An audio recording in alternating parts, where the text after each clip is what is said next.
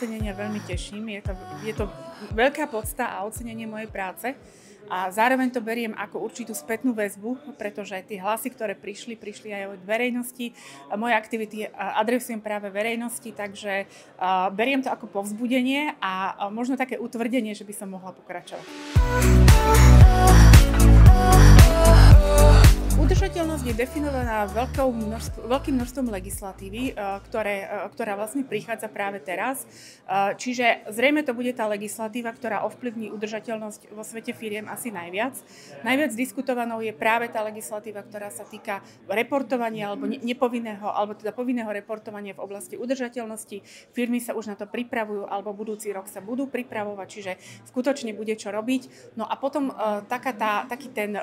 tá situácia, ktorá trvá stále, je vlastne adaptácia na zmenu klímy. Najviac sa mi asi podarilo toto ocenenie. To je asi najväčšia cena, ktorú som dostala. Veľmi sa naozaj teším. A cesta k tej cene bola dláždená takými menšími úspechmi, ale tiež veľmi významnými. Absolvovali sme aj v rámci teda mojej práce veľké množstvo stretnutí, seminárov, rôznych školení. Čiže zrejme tieto čiastkové úspechy vydláždili aj cestu k tomuto veľkému úspechu.